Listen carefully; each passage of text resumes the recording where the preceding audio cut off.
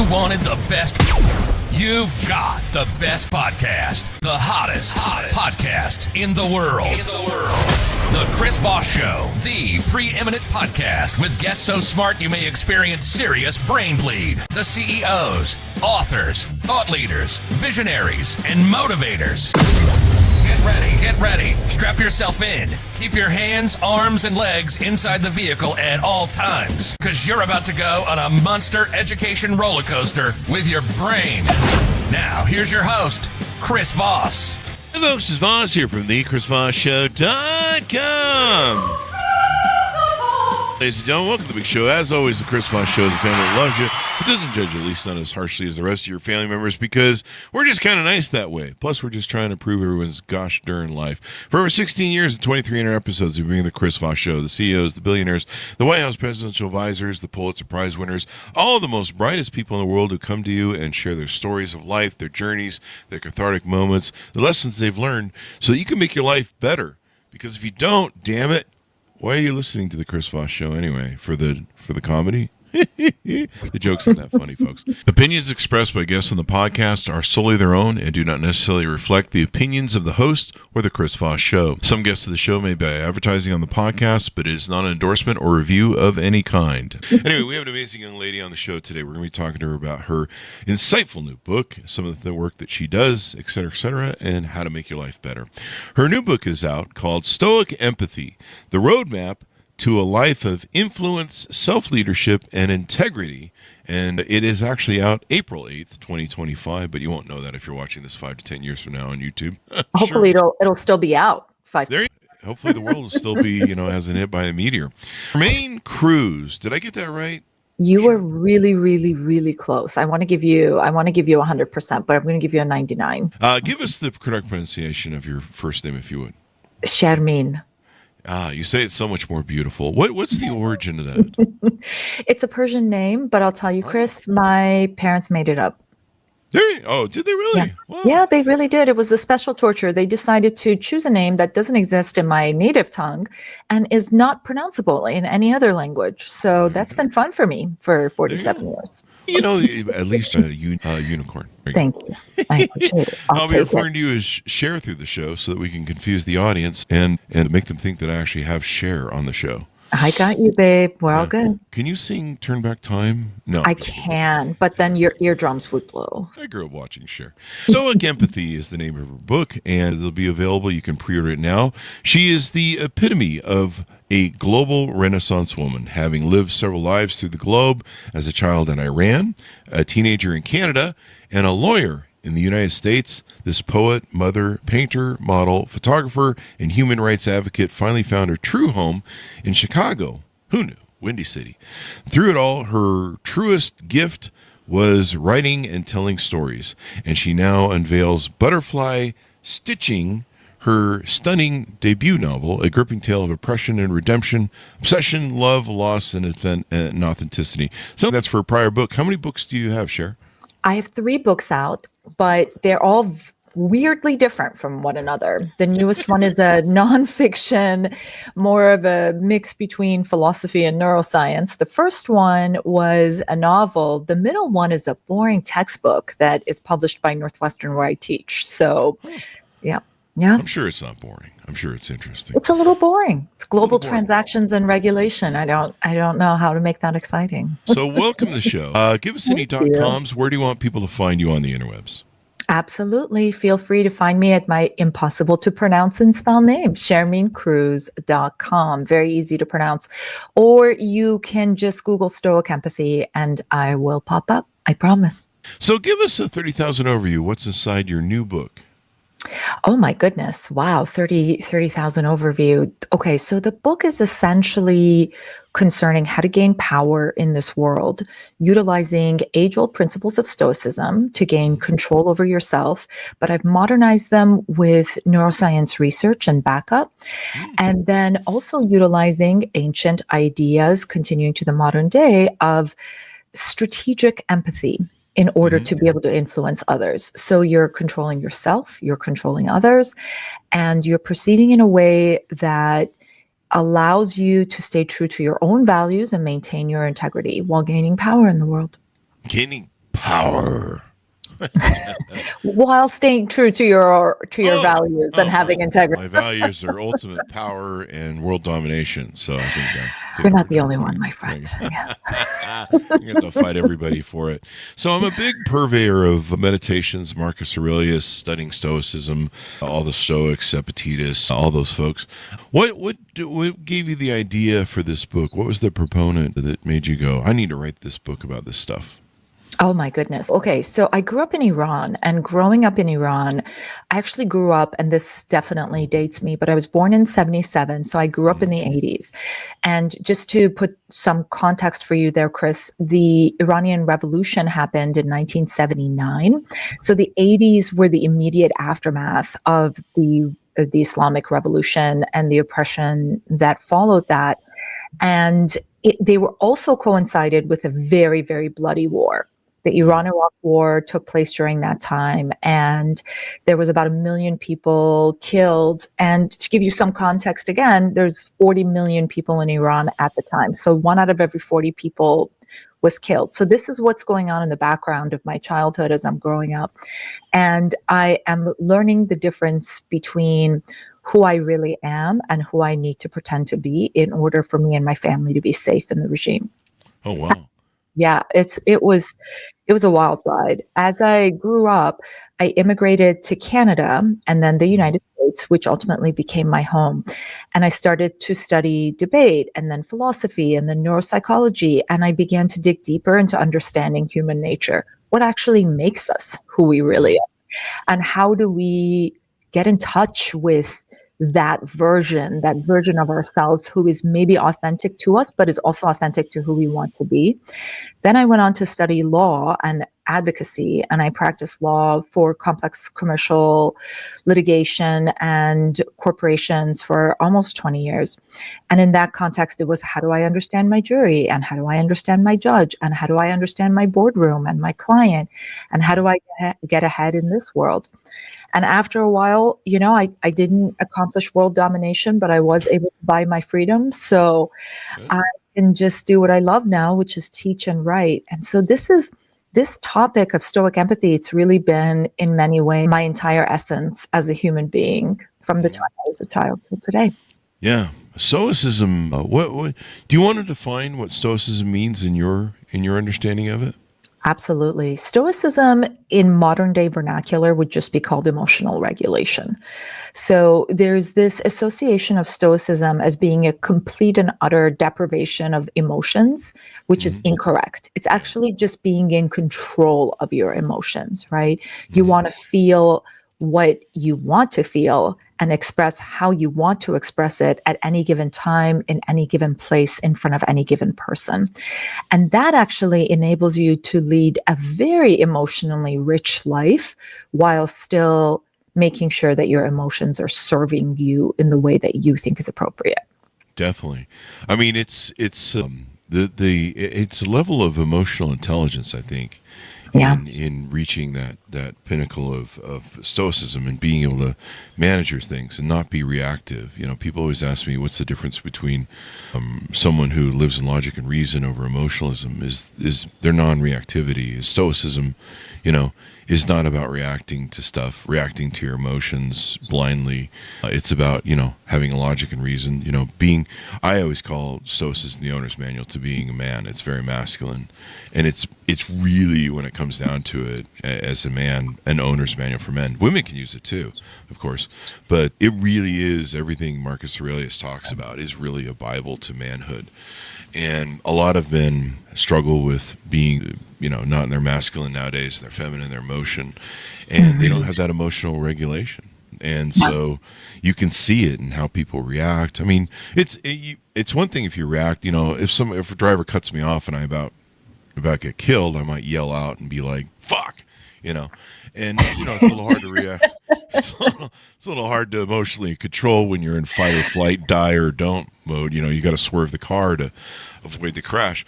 But, beyond that, it's just that, okay, well, that moment's over. We don't have to embellish it. We don't have to deal with it. It is what it is. You always you'll hear that a lot with people in Stoicism. It is what it is. That's a phrase I think that a lot of people accept.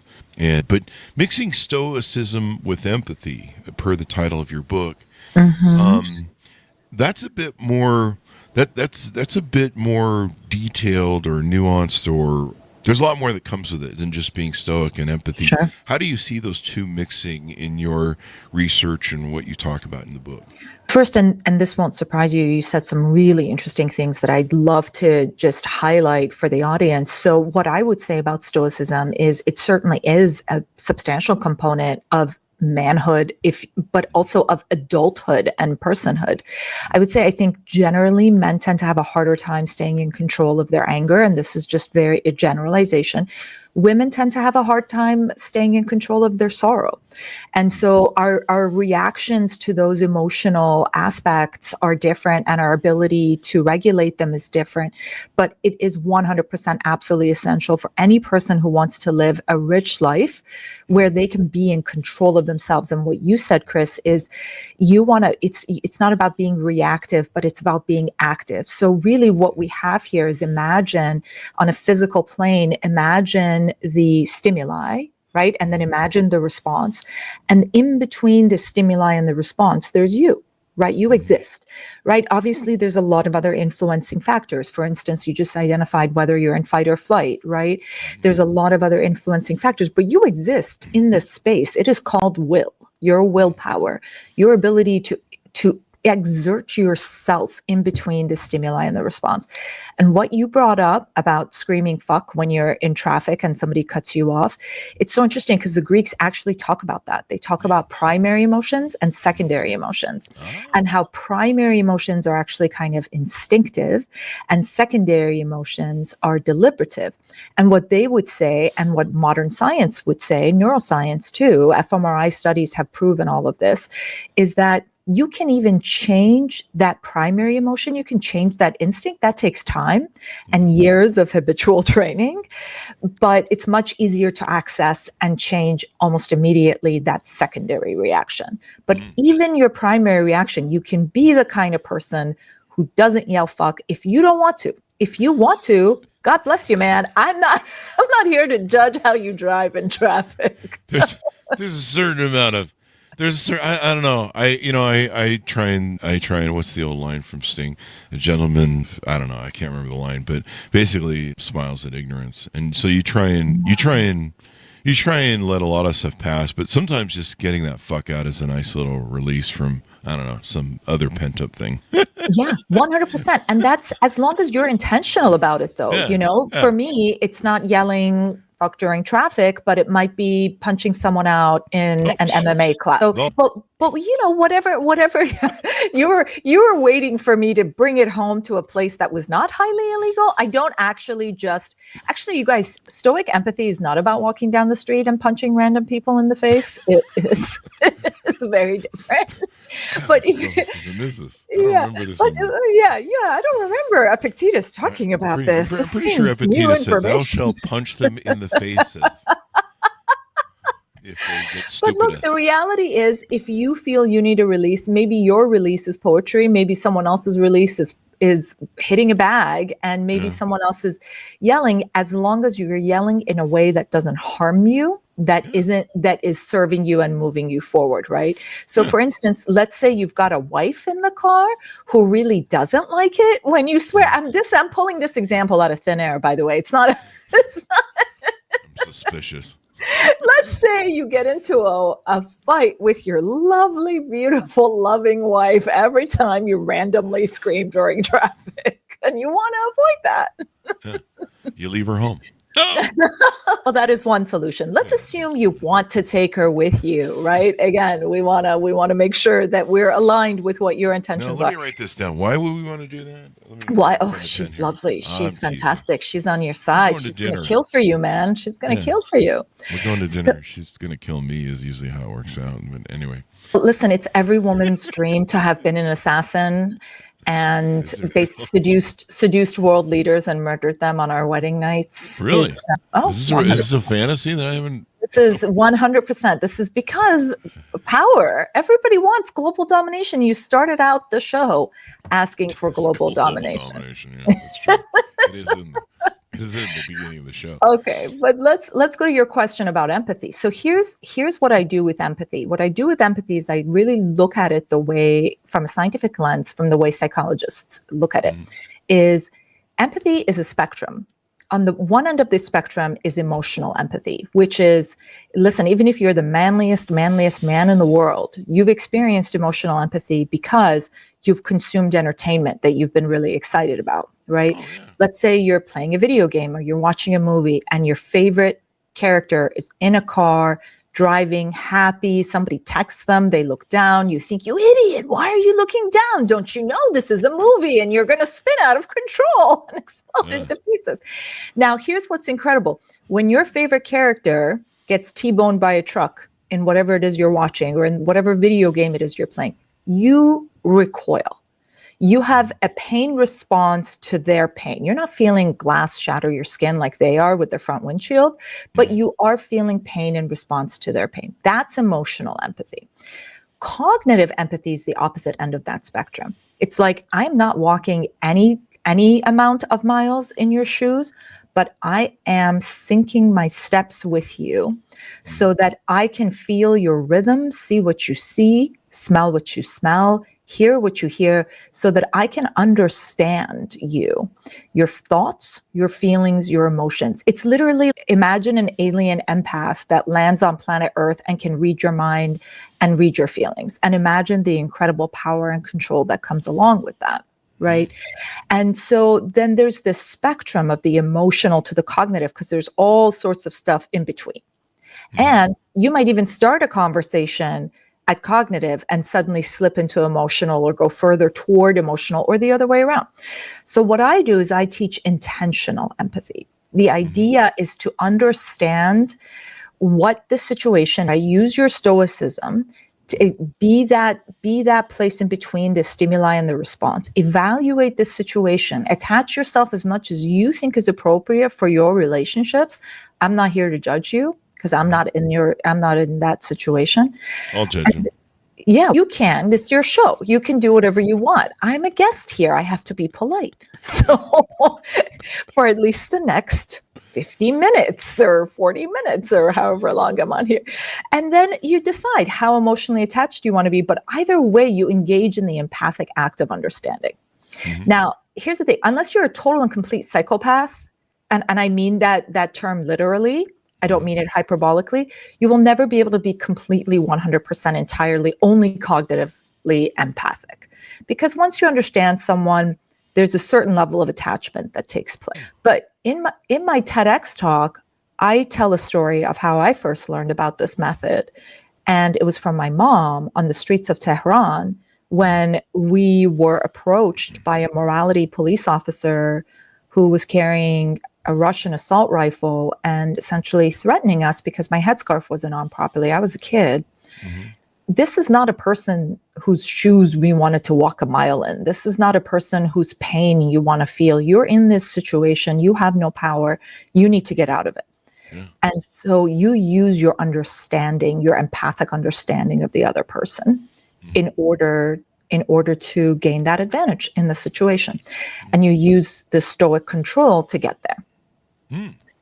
And that's got to be a shocking, hellish sort of situation, especially to feel that disabled and disempowered and stuff. I imagine that's probably how a lot of Iranian people feel. I don't know. I've never been there. I grew up with the 80s and the hostages and all that stuff, and it was a hard time. You see pictures of what life was like before the regime took over, and it looked very much normal and it looked very Americana actually. Yeah, and it was a Western ally at that time for sure. Yeah.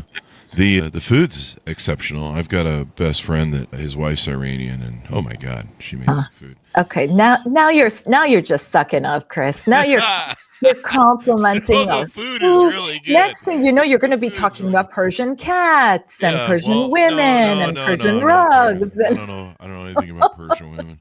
I like to, but no. The food is actually Yeah. it is a fatness of evil that is good. You'll die happy and fat. You So will. there It's you true. go. My mother approaches every encounter with another human being as if they're about 5 pounds thinner than they should be, and this is a bridge that she will gap for you in just a minute. She'll just don't worry. I'll make you 5 pounds heavier. Just give me 10 minutes. Yeah, I'm not kissing ass. I think I just need some breakfast here, Sharon. I think that's the problem. It's turned into food. Let's try and turn it back because this is not a food show on the Food Network. Do I get an advertising plug for that? You talk about using this for self-leadership in the book subtitle, but can you use this for leadership as well?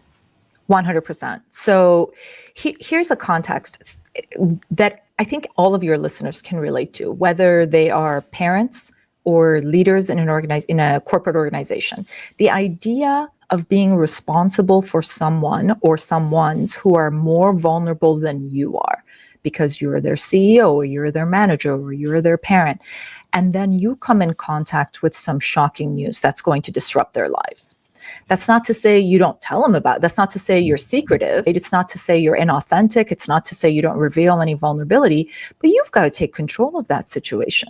You have to be careful how you deliver that message to these folks who could lose their jobs, and little Timmy could lose his braces or whatever it is that they've got going on in their personal lives. Yeah, you should be lucky that I used Timmy and the braces example, because I often use Jeffrey and the cancer example and the need for health insurance. But listen, these are realities that people need to face. And if you're their leader, it's your job to help protect them. It could also be said of your shareholder base, of your consumer base, of your board of directors. Whatever the situation is that you're managing, doesn't mean you lie. It doesn't mean you're inauthentic. But the way you reveal the information and the strategic approach that you take moving forward requires a certain level of control. And it's precisely your empathic understanding of the vulnerability of the people around you that really gets you there, that motivates you to get your shit together, right? We've all been there, right? We've all been there. There's been times in my life where I thought, oh my gosh, no, I'm not in control. And then I get some bad news and I'm around my kids. And suddenly I am the most stoic person in the world because I don't want to traumatize my children. Where's the fun in that, though? I mean, isn't that the job of every parent, traumatizing your children? I think the unintentional traumatizing of children is the job of every parent. Yeah. Oh, okay, yeah, that's the job. Because they've got to have something to talk about in the psychologist with their therapist. Yeah. Show me on the doll where your mom pissed you off. That's how it goes. So. I'd like to go on the record to say I love my mother very much and have no complaints. Oh, let the record reflect. There comes a time for people out there who are still blaming their parents for everything, and they're full-grown adults. You've been an adult for a while. Give it up. I know someone personally. I hear you. I mean, it's good to know where that shit came from, but listen, at the end of the day, this is you're the thing in the middle between the stimuli and the response. It's your life. You are the willpower. And there's a couple things I'm setting up in my brain, and I just scrambled it. I know somebody who they're in their 50s and they have not given grace to their parents that they were two people doing the best they could, and that's part of stoicism too. I mean, you have to go, hey, those were two people. They were doing the best they could. Maybe they were at a generational age where they spanked us when in our generational age they skipped it in the following generations, and you could tell. No, I said yes at the wrong time, audience. I didn't mean to agree. She didn't mean that one, but part of that. She's not following me over the cliff, evidently. But I didn't stop in time. I feel like the coyote or the roadrunner or something like that. With empathy. I went fully off the cliff. I gotcha. It's a gotcha show now. We don't do gotcha shows. I had somebody the other day. They were set up to come on the show, and they were concerned that we were going to pull a gotcha show on them for some reason. And I'm like, why would we do that? This is that kind of show. I've had that happen to me on podcasts. Have you really? They pull a gotcha like they do. Yeah. Like You're not really human. You're a lizard person from Mars. Well, I in get that all the fairness, time. they saw past the masks, so I can Oh, hardly blame them. I'll do it, But yeah. but it doesn't work with people like me. I'm a trained litigator, but I actually ended up becoming kind of friends with the host, and I Really? said, There you go. yeah, made it work. On to, go ahead with your point, because I'm gonna remember mine because I scrambled a few things. Okay. No, but I was going to pick up on your point, which is essentially you just made the point about giving grace to your parents. So there's this really cool thing in Stoicism, and it's really essentially the composite of the doctrine of Stoicism, which is called the dichotomy of control. And in that doctrine, what you do is you discern between what is in your control and what is not in your control. And if something isn't in your control, it's not just about grace for your parent or forgiveness for the other, or the fact that you grew up poor, or the fact that you're this race or in that country, or whatever the case might be. But for yourself, you release what is not in your control and focus on what is. Because obsessively trying to, and again, it's fine to try to understand power dynamics or why certain things happened or why your fight or flight is triggered every time somebody cuts you off in traffic, right? But at the same time, you don't want to dwell on that. You want to decide, is this something I want to change or not? If it is, I'm going to change it. And I'm going to focus on that because I am able to control my emotions, my thoughts, my feelings, my judgments. These are things in my control. Yeah. It's the thing I wanted to get into was memento mori. I don't know if you get into some of that. That really helped me. That was an aspect of Stoicism, memento mori, embracing death. Marcus Aurelius says, death smiles at us. Literally, the best we can do is smile back. And that helped me recently when my dog passed in September. I'm sorry. About 6 months ago. And it really helped prepare me. And we knew she had leukemia for a year. And it really helped me prepare her for her death. When her passing came, I didn't go through as much of the grief that I normally would. I went through grief. I get grief every now and then. But the memento mori aspect of it really helped. And being able to control that emotion. You can, as men, I don't know, I can't speak for women. But as men, we feel emotions. And you're right. One of the most annoying things is about people who don't understand Stoicism is what you mentioned a bit ago, that especially, when I talk to men and they're like, oh, that's where you turn off your emotions. As men, we kind of turn off a lot of our stuff because we have to, in our hero's journey, no one gives us our due, and we have to earn it. And, we turn off a lot of stuff. I mean, sometimes we're dealing with stuff, we have to manage what we can deal with and what we can balance. But being able to control that emotion is so important. Do you talk in your book about trauma? Because one of the challenges people have with switching from being completely emotional and emotionally reactive and low emotional intelligence to having high emotional intelligence, not being emotionally reactive, being stoic, if you will. One of the problems with trauma is if people haven't healed their trauma, if they haven't resolved it, they tend to be emotionally reactive or highly emotionally reactive because anytime they encounter some sort of gaslighting or some sort of impetus that triggers that flight or fight response of their trauma, then they emotionally react and they lose control. I don't know if you talk about in the book about dealing with trauma and things of that nature. So that you become more focused. Your point about memento mori and your point about trauma are actually beautifully interrelated. So memento mori, the idea of the acknowledgement and the acceptance of the impermanence of life, right? Mm-hmm. This too will end. And the very impermanence of it, what was your dog's name? Freya. What was it? Freya. Okay. The fact that Freya's only with you for a while is in fact part of what makes your interaction with Freya so extraordinary and such a gift. And the fact that really at the end of the day, you're not entitled, none of us are entitled to another day of life. We're not. We could get hit by a bus at any minute. Doesn't matter where in the world we are, how privileged we are, what our skin color is. Any of us could die at any minute. It is beyond our control. What we can do though, is we can be mindful of the impermanence of our life, which is part of what what can really help us cope with our trauma.